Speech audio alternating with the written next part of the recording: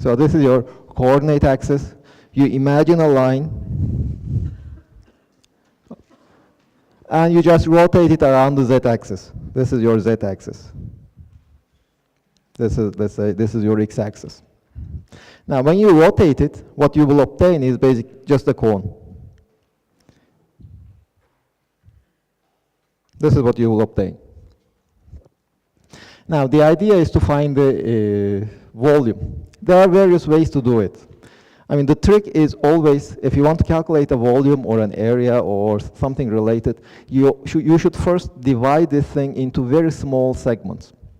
There are different ways of dividing this thing into segments. One way is, let's just imagine looking at it from the side. If we just look at it from straight from a side, we will just see a triangle. This is what we will see from the side.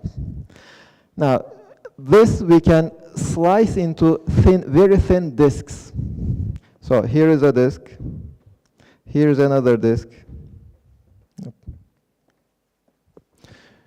So these are all very small discs. In the limit that the height, well, I will just assume that they are rectangular. Oops, sorry.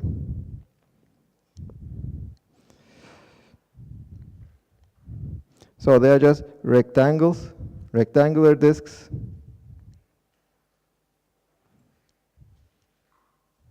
These are what I have. It just gives a step-like structure. But in the limit that the height of these ones, let's just call the height of each one of these as dz. As dz goes to 0, I know that these additional pieces on the sides. Okay, so if you look at here, if I just sum the volumes of these disks, I am also summing over all these areas which are not, all these volumes, which are not inside my disk. But as the limit dz goes to 0, these volumes will just go to 0. So in that limit, as dz goes to 0, the sum of the volumes of each one of these disks will give me the volume of my cone. Yes? No? Okay, so what I'm doing is I have this cone. I'm just slicing it into very thin slices. Well, but of course the slices have the sides slightly tilted. I don't know the area of that, such a disk, but I know the, volume. I don't know the volume of such a disk, but I know the volume of very low cylinders. I'm just assuming that this is a cylinder, sorry. So this is a very low cylinder. This is another cylinder, this is another cylinder. I'm just constructing my cone as a sum of my cylinders. Well, when I construct my cone as a sum of cylinders, I have these areas over here, which are these volumes. These volumes are not inside my cone. So if I sum the volumes of all these cylinders, I will be getting a volume which is larger than the volume of my cylinder.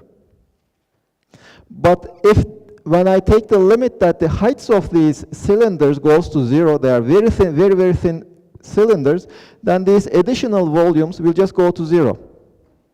So I will obtain the volume of my cone as the sum of these disc cylinders in the limit that the height of each one of these cylinders goes to 0. Now, I know the volume of each one of these cylinders. The volume of each one, let's call it dV, the incremental contribution to the volume of my cone is just, well, the volume of the cylinder is just base area times the height.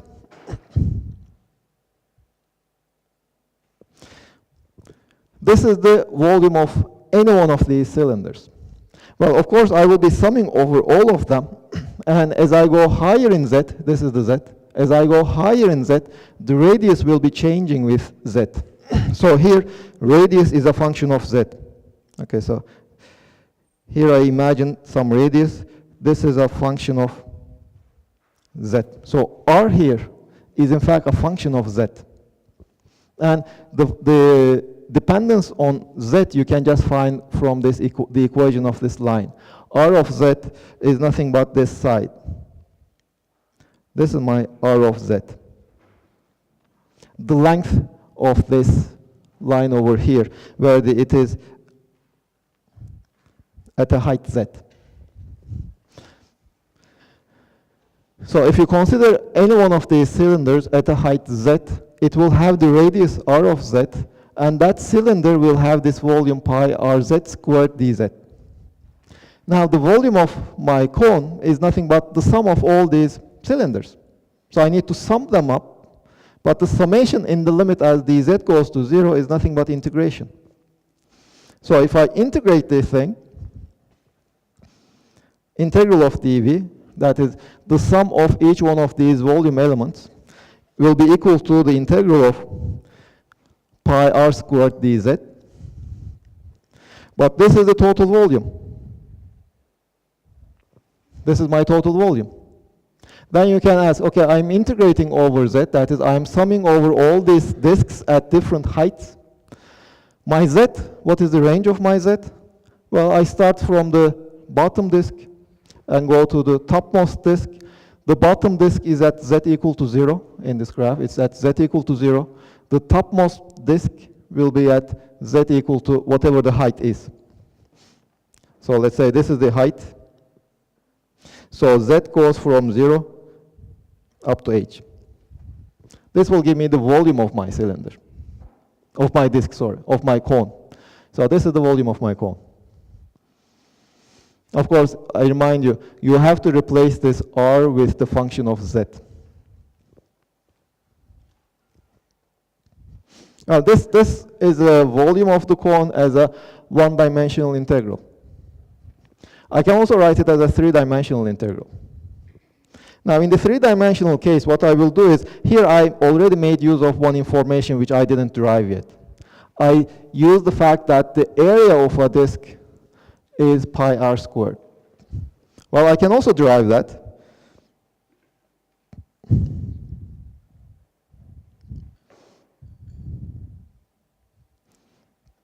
So this is my cone. I divide it into small cylinders. I take any one of them and I look at it from the top. This is my cylinder. It has a height dz.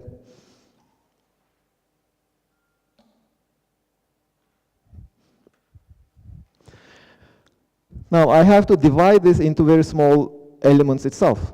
So what I can imagine is, I can imagine very narrow strips.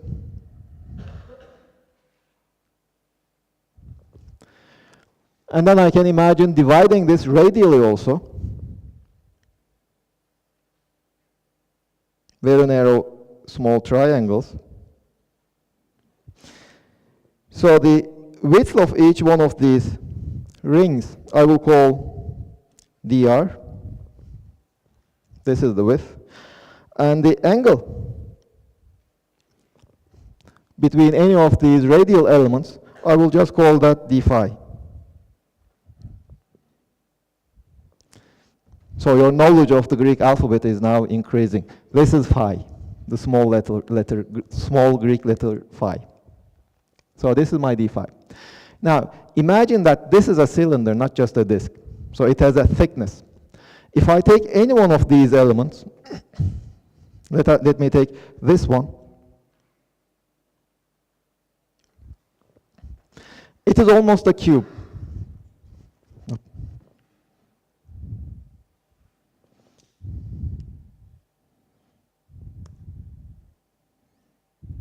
It is almost a cube, this one. This side has length r d theta. Well, r is the radius of that ring. D theta is the angle that that piece of arc sees. Well, this side is, we just defined it to be dr. That cube has one side r d theta, the other side dr, and also a thickness dz. So the volume of that very small cube is nothing but dr times r d theta times dz. This is the volume of this very small cube. Well, let me just change it slightly.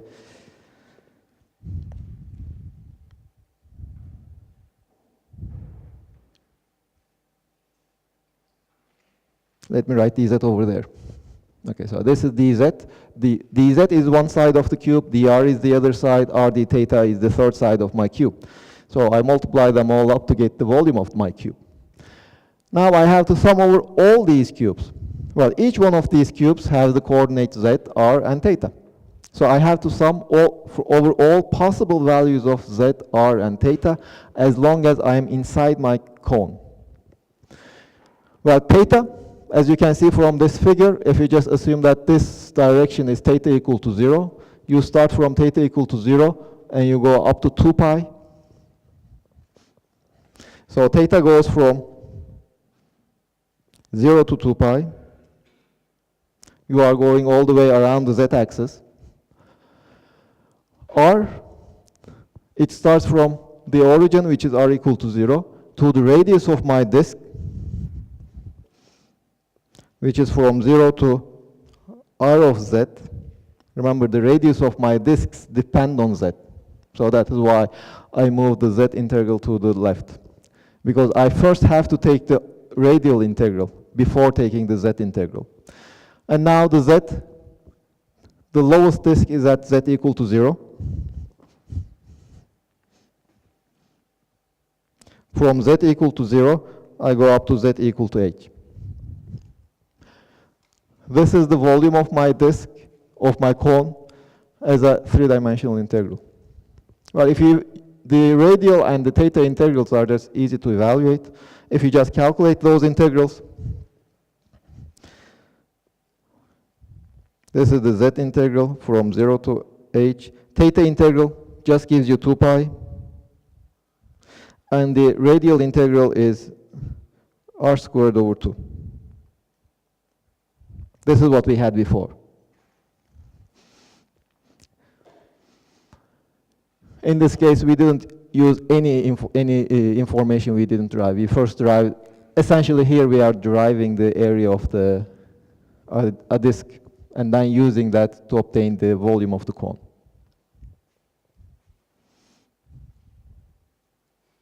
Okay? Enough hints?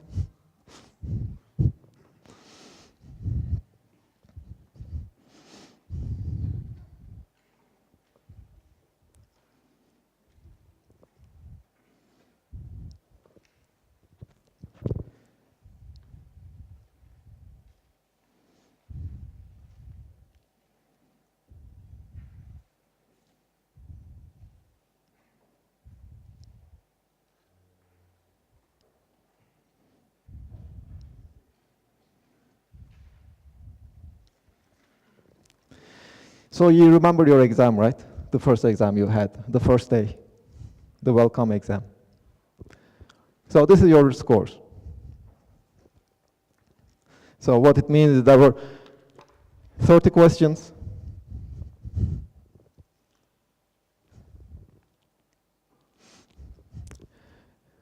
So there were 30 questions. The height of each one of these columns is the number of students that got those scores. So if you look at, for example, 10, there are around 7 students who got 10, who scored 10.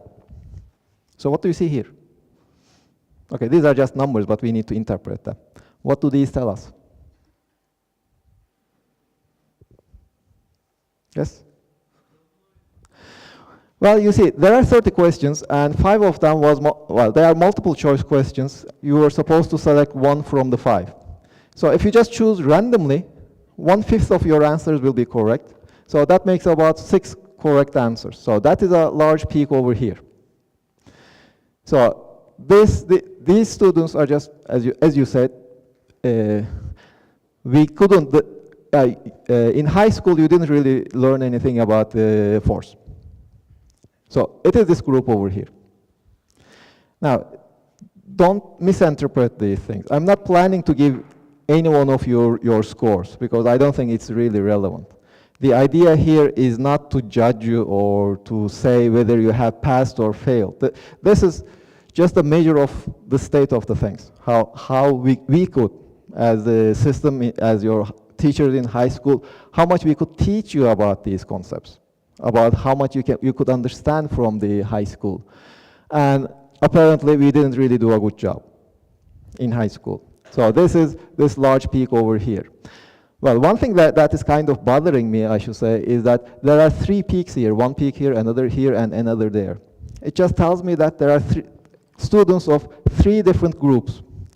For the instructor, that's kind of an issue. I mean, that's a warning for me, I should say, because there are some of you who have some idea of what the force is. You have some idea of Newtonian mechanics. Some of you don't have any idea about Newtonian mechanics. So I have to teach my lecture according to, well, usually if you get a single peak, you just arrange your lecture according to that peak. So here it's kind of an issue. Should I arrange my lectures according to this peak? Well, in that case, these students will get bored, and they will just quit the course.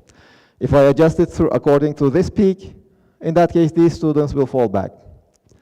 But, well, I will try to do my best. What I expect from you is, especially those in this group, you should be asking more questions, because there are more things that you should learn than these. Well, this score, by the way, itself is not that great. I mean, it doesn't really tell us that you are really understanding the subject.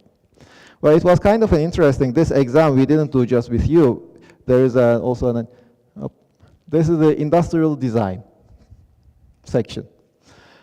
As you see, it's basically the same. There's a peak over here, a peak over here, and another peak over here. It just tells us that whichever department you are from, you are basically from the same machinery. This is how much we can teach you. We have managed to teach you through your education career. And the purpose of this semester will be basically to move all these groups to the right. So that is what we should aim at. Move everybody here to the right. Well, there is one over here. There is not much space for him to move, but all these people, you can move towards the 30, and that's what I expect you to do. That's what we will try to do. I was talking with a few of you yesterday. I came to know that you now have a Facebook group. How many of you are a member of that Facebook group? About the Physics 109, the first year students. Okay, you don't make a single group. Okay, so there is another one in the group. So you two are only the ones in the group? Okay. Okay, so that is good that you have formed such a group. At least you have felt the need to discuss, and that you took the necessary actions for that. I'm happy that you did that. But we also have the Piazza group. The purpose of the Piazza group is also to make sure that you are able to discuss among yourself and also with us. And if you want, you can stay anonymous in Piazza. I mean, there are already some students who are using that feature. Some students ask questions, and I don't know who is the student who is asking the question.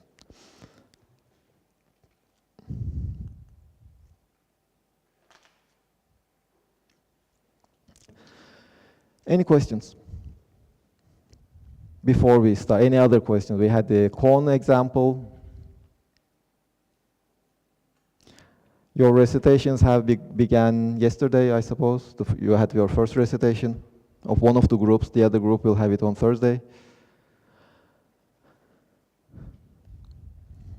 Okay, so now let's come back to our problem. The trajectories. Last week, we had already discussed how a particle moves under the influence of gravity.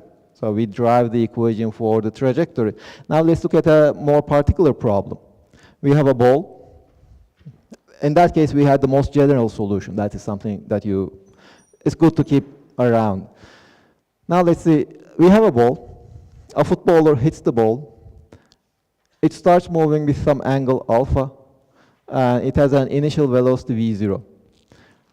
So what we might want to know, you might be interested in, for example, is the trajectory. You would like to know if the football will enter the goal or not. So to find that, well, we have to find the formula for the trajectory. Now we first formulate our question mathematically. So I choose a reference point for my time. I just assume that t equal to 0 is the initial point that my ball starts moving. I put my coordinate axis at the position of my ball. So at x equal to 0, at t equal to 0, my ball is at x equal to 0. These will just simplify my calculations. They are not necessary. I know that it's an accelerated motion,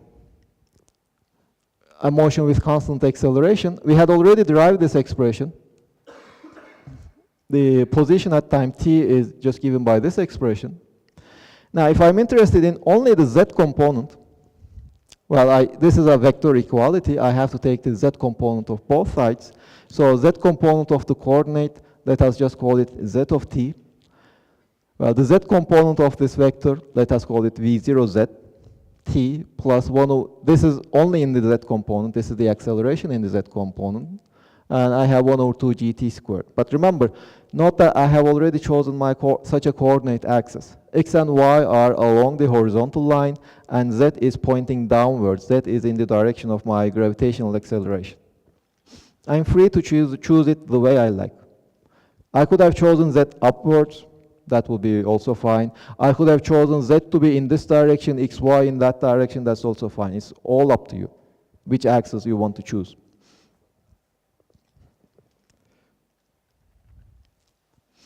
Oops, sorry. Okay, so this is the z position. I know what my ball does.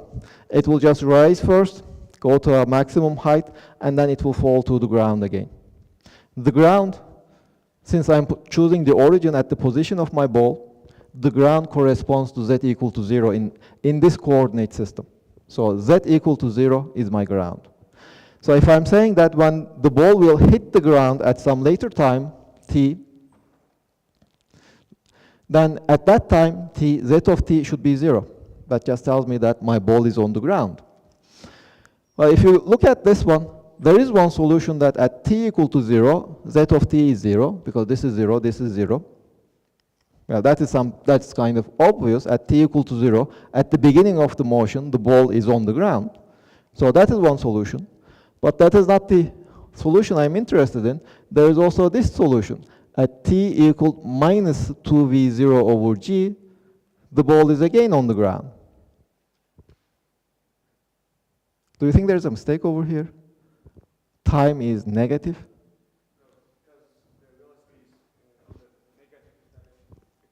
Exactly.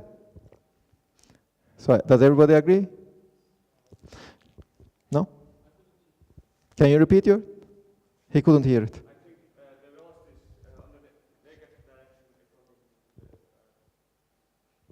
So here is my velocity. Here is my direction of the z. So the z component of the velocity is in the negative direction. So v0z here is itself negative. Negative of a negative number is positive. So this is a positive number, although it has this minus sign over there. Without this minus sign, it would have been wrong. So again, here you see that if I had forgotten about how I chose my coordinate axis, I would have thought that this is wrong. So whenever you are doing any physical problem, there are things that are arbitrary, like the orientation of the coordinate axis is arbitrary. You can choose it whichever way you like. But the only thing you should pay attention to is that you should be consistent. If you are using the z-axis pointing downwards at some point in your problem, at the initial point of your problem, you should always keep in mind that your z is pointing downwards in interpreting the results. You cannot shift from z pointing downwards to z pointing upwards in the middle of the problem. So now we have the time. This is the flight time.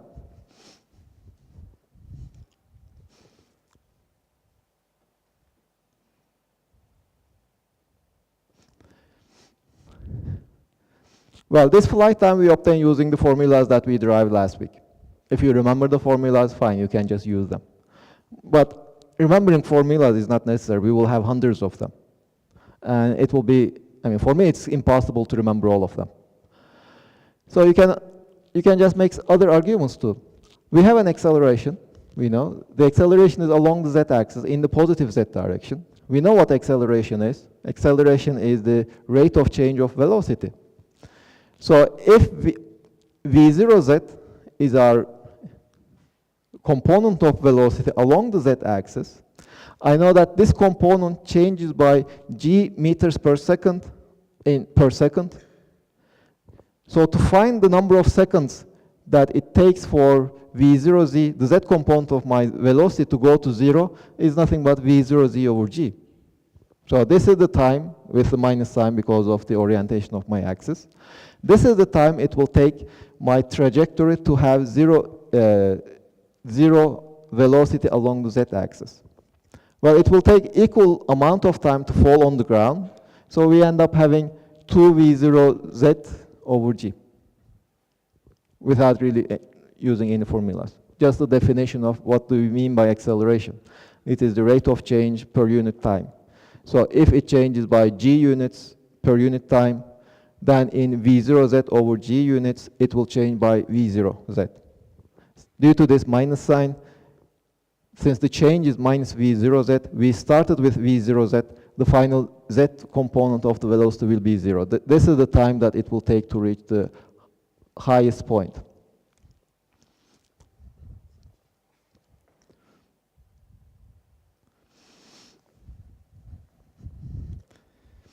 Now, the other question is, how far away will it go? We already know the time. Now, we had determined the z-axis, but up to this point, I didn't really specify the x and y directions. They're just horizontal. But I can also choose x and y such that there is no y component of my velocity. And since there is no y component of velocity, there is no y component of acceleration, y of t will be 0 at all times. So what I'm actually doing is, here is my ball. I just hit the ball in that direction. This is my z-axis. The ball is moving in that direction, so I'm choosing this direction as my x-axis. This is the x, this is the y, this is the z. This is what I am doing. I am free to choose my x-axis the way I like. I could have chosen the x-axis like this, the y-axis along the direction. That's also valid. But for this problem, I just chose this as my x-axis. My acceleration is only downwards.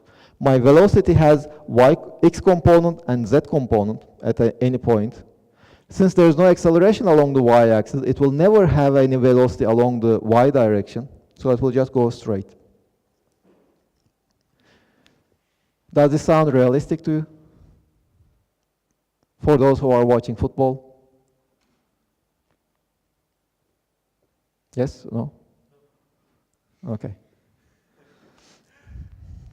Well, the flies are not making projectile motion.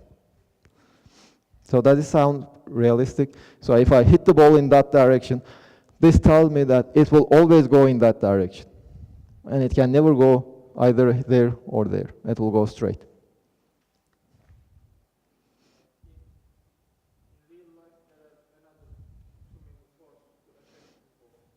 Such as?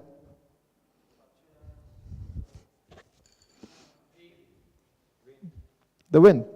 I'm sure you have seen cases where a football player from the corner shot, he scores a goal.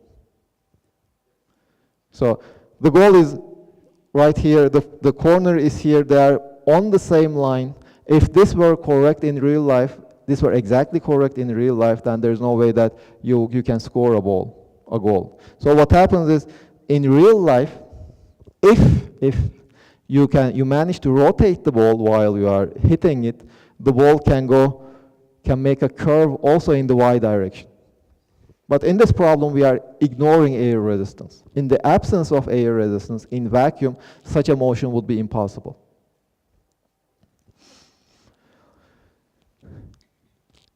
So this is the y velocity is 0, the component of velocity along the y direction. Along the x direction, it is making a motion with constant velocity. There's no acceleration along the x direction. So the distance it covers in time t along the x direction is nothing but velocity along the x direction times the time. Well, we know the we had already calculated that the time of flight, when it hits the ground, we know that after this many seconds, the ball will hit the ground. This is the velocity along the x direction. So the total distance it has covered along the x direction is just their product. And if you multiply them, this is what you would get.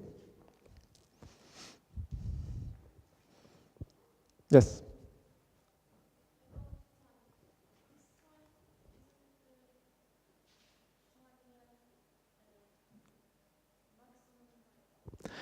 Well, you see, without these two,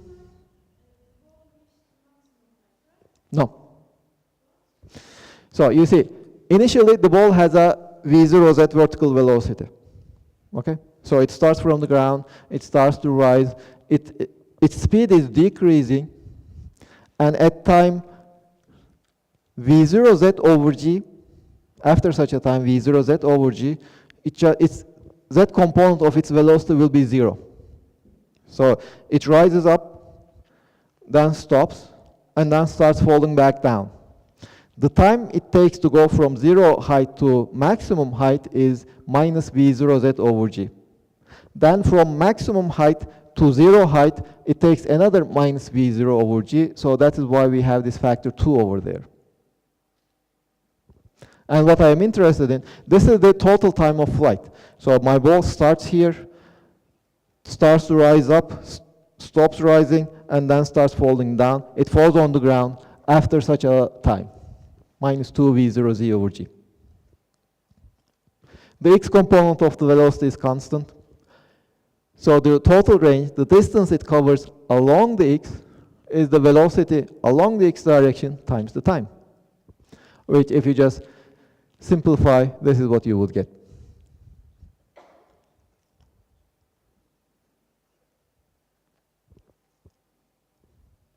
Other questions?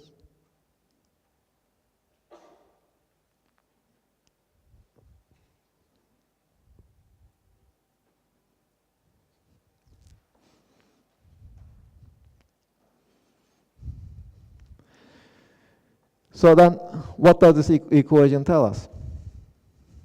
What kind of an information we can extract? One thing is we can talk about the maximum value of the range for a fixed v0, because in real life, if you are a football player, there is a maximum speed with which you can hit a ball. So v0, the maximum value of v0 is kind of fixed. You cannot really change that, but you are free to change the angle with which you hit the ball. So you can hit it with a very small alpha, the ball will go very low, or with a large alpha, the ball will go very high. The maximum value will be just when the sine function has a maximum value of 1. So when this has a maximum value of 1, the maximum range is v0 squared over g. And sine is 1 when the angle there is 90 degrees. When 2 alpha is 90, alpha is 45 degrees. So if you hit it with 45 degrees, then your range will be maximum.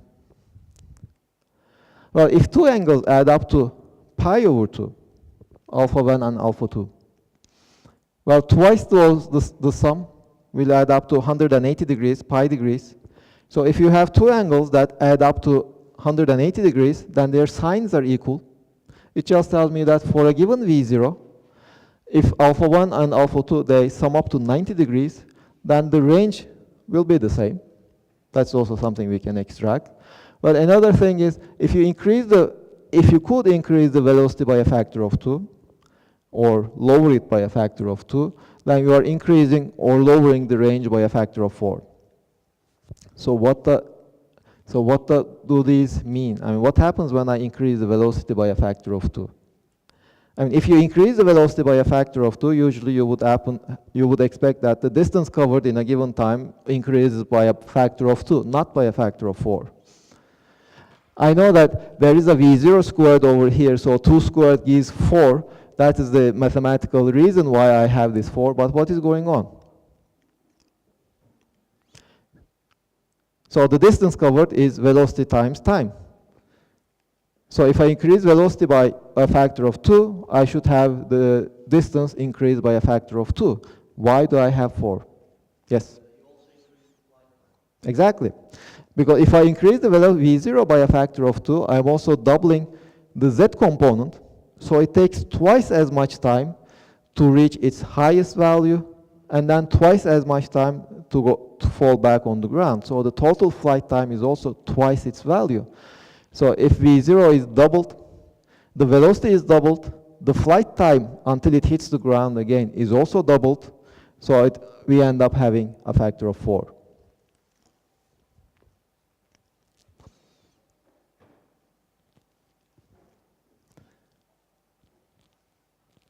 Let us look at this one. This is? Yes? Now, I mean, if I imagine that I throw the ball with velocity V0 with an angle alpha 1, or I can throw the same ball with the same initial speed, but with an angle alpha 2. If those two angles sum up to 90 degrees, this tells me that the range is the same. Well, a similar thing happens here. Suppose that I have an angle which is less than 45 degrees. So it means that since the speed is the same, if I have a smaller alpha, it will just increase the horizontal velocity. Horizontal component of the velocity will increase. The vertical component of velocity will decrease.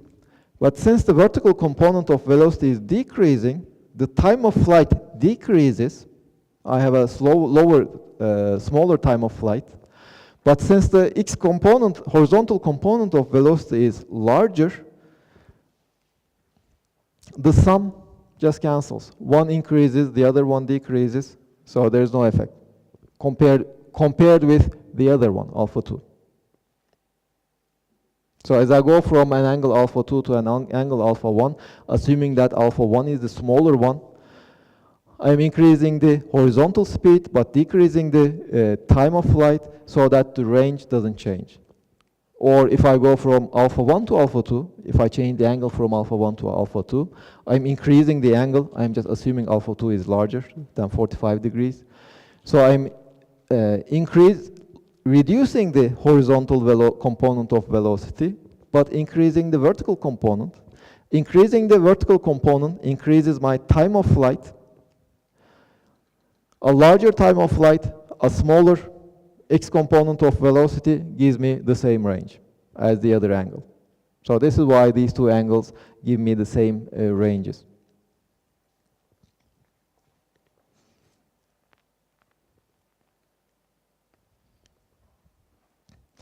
So I can ask about the trajectory. What is the trajectory?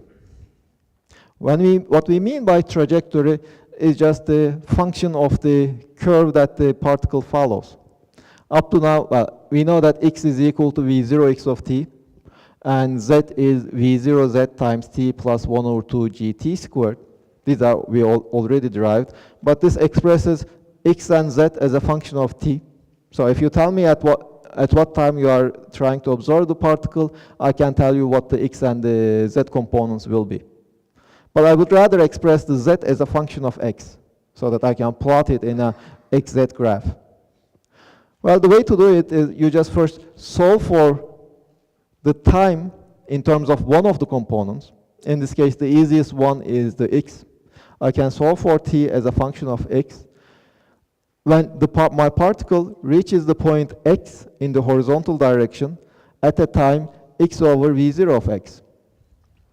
At that time, the z component of my particle, when my particle is at x, is nothing but v0z times the time as a function of x, plus 1 over 2 the acceleration times time, again as a function of x squared.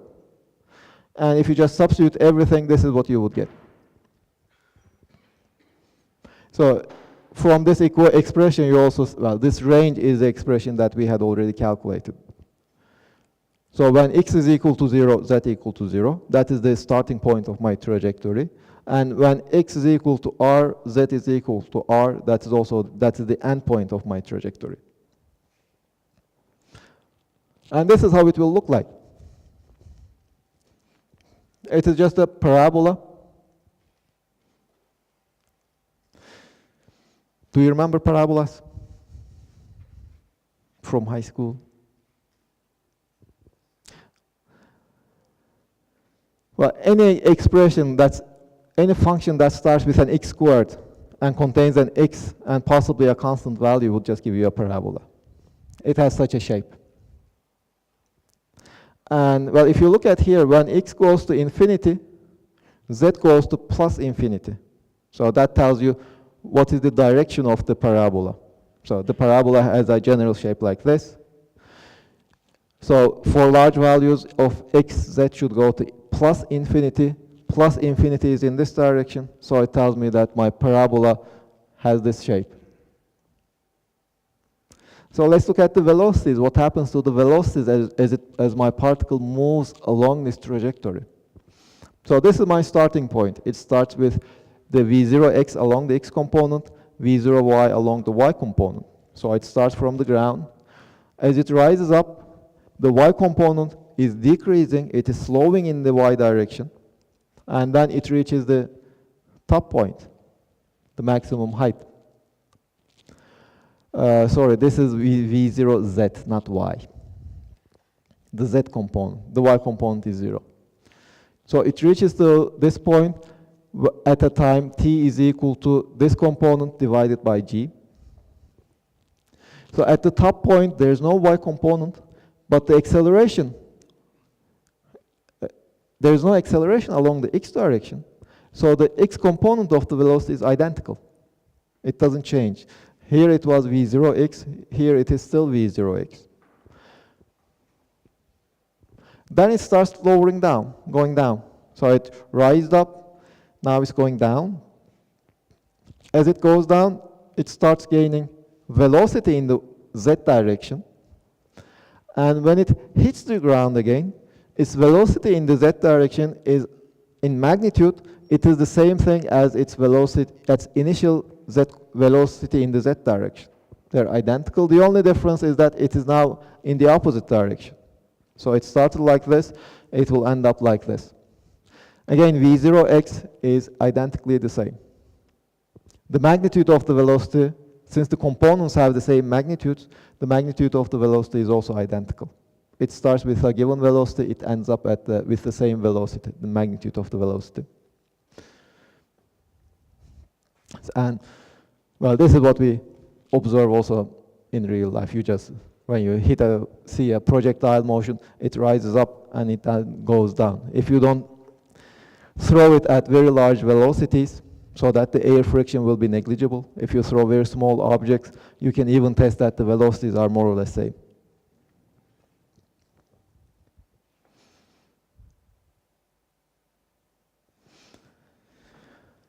Any questions?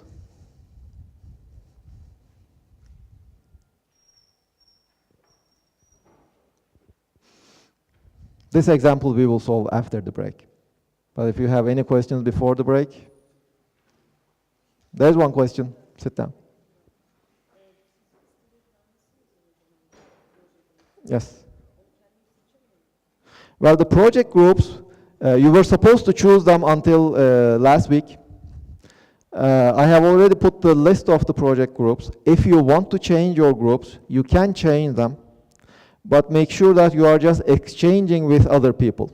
I mean, just don't come and tell me that you want to join this group. Tell me that you and somebody else, you want to exchange your groups. Okay? The list is, I think, on LMS.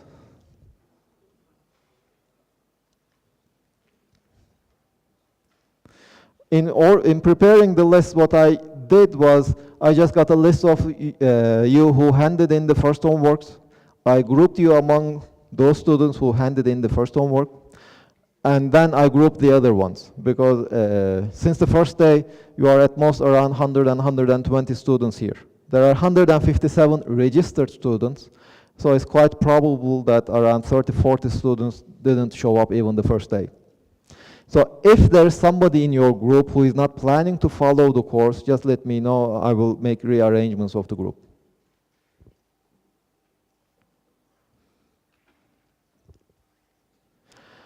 And one more thing about your homeworks. Some of you, I heard that you don't hand in your homeworks because you couldn't really do much in the homeworks. Well, the homeworks serve various purposes. One purpose is that so that you will get an exercise. Another purpose is that so that we will know what is your progress.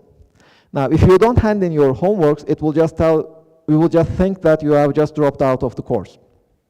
If you hand in your homework with very little thing done, that will tell us that you are not really following the course, so we should do something about that. Okay, so even if you cannot do anything about the homework, hand in a piece of paper with your name on it.